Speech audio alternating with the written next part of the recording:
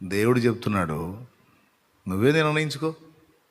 ఎవరికి జడిసి, ఎవరి దయను కోరి, ఎవరి సంతోషాన్ని వెతికి, ఎవరి చిత్తాన్ని నెరవేర్చడం కోసం, ఎవరి విషయంలో నువ్వు మెయిన్గా చేసుకొని బ్రతకాలో నువ్వే.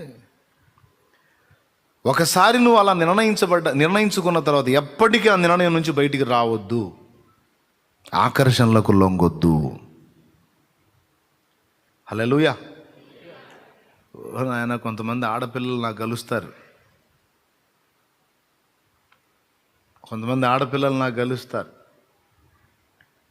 కలిసి నాకు తెగ చెబుతూ ఉంటారు.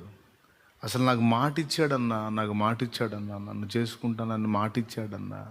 మరి మాట ఇచ్చాడు, చేసుకున్నాడా అంటే అదే ఇప్పుడు ఏదో ప్రాబ్లం అంటున్నాడన్నా, పోనీ తర్వాత అయినా చేసుకుంటాడా, అదే చెప్పట్లేదన్నా, తేల్చట్లేదన్నా. ఎన్ని రోజుల నుంచి? చాలా కాలం నుంచి అన్నా, నాకు చచ్చిపోవాలనిపిస్తుందన్నా. అతనే నా ప్రపంచం అనుకున్నా, సర్వస్వం అనుకున్నా, జీవితం అనుకున్నా, అది అనుకున్నా, ఇది అనుకున్నా, నాకేం అర్థం కావట్లేదన్నా అని నా యొద్దకు వచ్చిన వాళ్ళు బోల్డ్ అంతమంది. అంటే సమాధానం కోసం ఏదన్నా ఆలోచన చెప్పమని నేనేం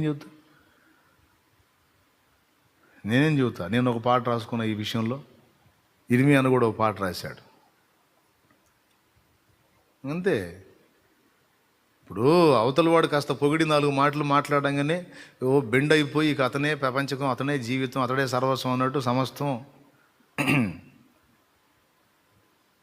ఇప్పుడు ఏం జరిగింది? ఆకలి తీర్చడానికి చల్లిన నూకలా? నో, ఉచ్చేసి పట్టుకోవడానికి. రంగురంగుల ఆకర్షణలే విత్తనాలయేనా, రాకాసి మూకల స్నేహాలే నీకు ఉరులుగా మారేనా.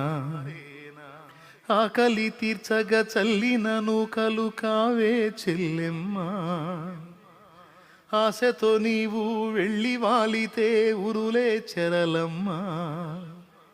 గుండెలో గుచ్చి మంటలో కాల్చే మాయే ప్రేమమ్మా. యవ్వన కాలపు కామపు చేష్టలు ప్రేమను కూకమ్మా.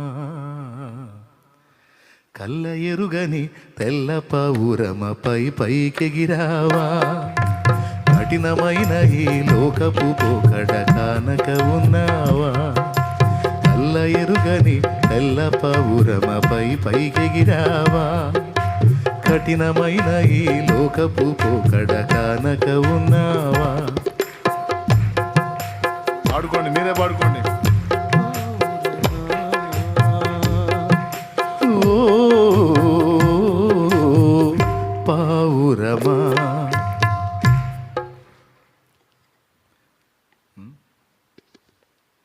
రంగురంగుల ఆకర్షణల విత్తనాలైనాయి, రాకాసి మోకల స్నేహాలు ఉరులుగా మారాయి. ఆకలి తీర్చగా చల్లిన నూకలు కావు చెల్లి, ఆశతో నువ్వు వెళ్ళి వాళ్తే అయిపోతావు బలి. గుండెల్లో గుచ్చి మంటల్లో కాల్చే మాయే ప్రేమ. యవ్వన కాలపు కామపు చేష్టలు ప్రేమ అనుకుని జీవితాన్ని నాశనం చేసుకోవద్దు, జాగ్రత్త. అయినా వినపడదు, ఆ మత్తు వేరు. అలా ఎవడన్నా చెబితే నీతి మాటలు సోది. ఇప్పుడు నేను చెప్తున్నప్పుడు కూడా మత్తులో ఉన్నవాళ్ళకి ఎవరికైనా ఈ మాట వినపడింది అనుకో అంటారని కూడా నాకు తెలుసు.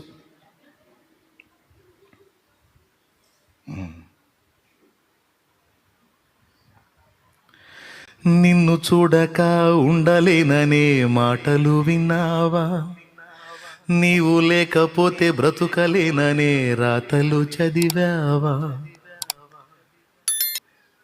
నీవు లేకపోతే ఉండలేననే మాటలు విన్నావా, నీవు లేకపోతే బ్రతుకలేననే రాతలు చదివావా. ప్రేమంటేనే తెలియని మనుషుల కారడి చెల్లెమ్మా, ప్రేమ పేరుతో మోసపోతే అది ఆరడి బ్రతుకమ్మా. ప్రేమంటేనే తెలియని మనుషుల కారడి చెల్లెమ్మా, ప్రేమ పేరుతో మోసపోతే అది ఆరడి బ్రతుకమ్మా. నీతి మాలిన మనుషుల ప్రేమలు నిజమనుకోకమ్మా. ఎండమావిలో ఎన్నడు దాహం తీరదే చెల్లెమ్మా. కళ్ళ ఎరుగని తెల్ల పౌరమపై పైకెగిరావా. కఠినమైన ఈ లోకపు పోకడ కానక ఉన్నావా. అయ్యో పావురమా, ఓ పావురమా. అంత ముగింపు, అద్భుతమైన ముగింపు. నీ కొరకే తన ప్రాణము పెట్టిన ప్రేమను చూడమ్మా.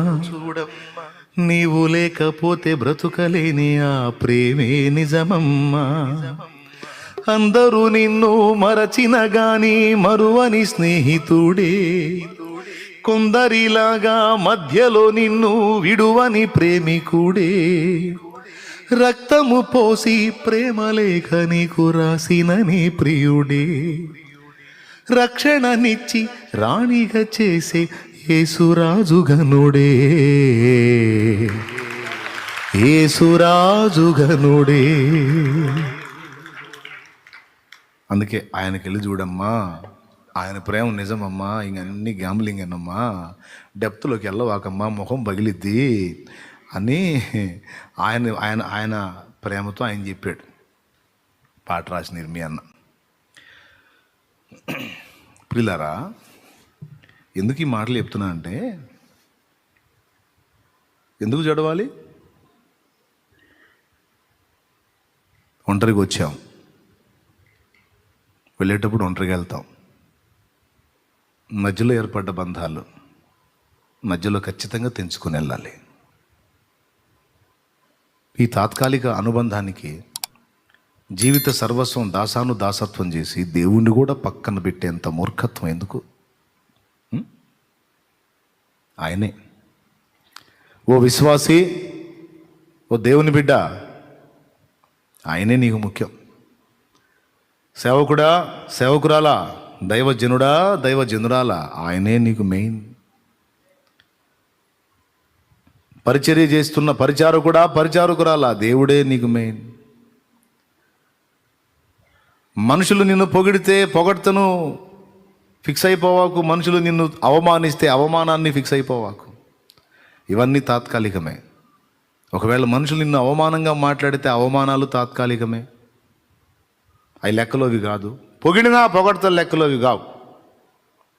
యేసయ్య నిన్ను పొగిడితే అది నువ్వు లెక్కలో తీసుకోవాలి. యేసయ్య నిన్ను అవమానపరిస్తే దాని లెక్కలో తీసుకోవాలి. మనుషులదేముంది, అటుంటారు ఇటుంటారు. హల్లెలూయా, గట్టిగా చెప్పు. స్థిరం కాదు. అందుకే నేను కూడా వాడుకున్నాను. నేనేం అనుభవించకుండా లేదు, నేను కూడా అనుభవించాను. అందుకే పాడు. స్థిరమే లేని మనుషుల ప్రేమలు నటనయే చూపుచూ కదిలే బొమ్మలు కలుగజేయులే నీకు గాయమో చెయ్యలేవులే ఏ సాయమో. గాయాలన్నీ గేయాలుగా మార్చును నీకు యేసయ్య. సాయమిచ్చి హాయినిచ్చి కౌగిట దాచును మెస్సయ్య. నీలో నిలచి నీతో నడచి మార్గమే చూపిన మంచి దేవుడు, అనురాగమే పంచిన ఆత్మీయుడు. మార్గమే చూపిన మంచి దేవుడు, అనురాగమే పంచిన ఆత్మీయుడు. హృదయమా హృదయమా నా హృదయమా యేసయ్య ప్రేమను గాంచుమా, యేసయ్య ప్రేమను గాంచుమా. ప్రాణమా ప్రాణమా నా ప్రాణమా యేసయ్య స్నేహము గోరుమా, యేసయ్య స్నేహము గోరుమా. దేవునికి మహిమ. కానీ సౌలు దీన్ని మిస్ అయ్యాడు. సౌలే కాదు, ఈనాడు చాలామంది వ్యక్తులు దాన్ని మిస్ అయ్యారు. మనుషుల దయా దాక్షిణ్యాల కోసం, మనుషుల ప్రశంస పొగడ్తల కోసం వెంపర్లాడుతూ, వాళ్ళకి నొప్పి కలిగే విధంగా వ్యవహరించకూడదు, వారిని ఇబ్బంది పెట్టకూడదు, వారిని సంతోషపెట్టాలని పరితపిస్తున్నారు. దేవుని మెప్పును ఆశించక మనుషుల మెప్పును నిరంతరం అపేక్షించి దానికోసం కొన్ని పనికిమాలిన కార్యాలు కూడా చేస్తున్నారు. దేవుడు అభ్యంతరపడేవి. క్రీస్తు యేసు యొక్క మంచి సైనికురాలిగా నీవు నేను మనం ఉండాలి అంటే ఖచ్చితంగా మన హృదయంలో దేవుణ్ణే కేంద్రంగా చేసుకుని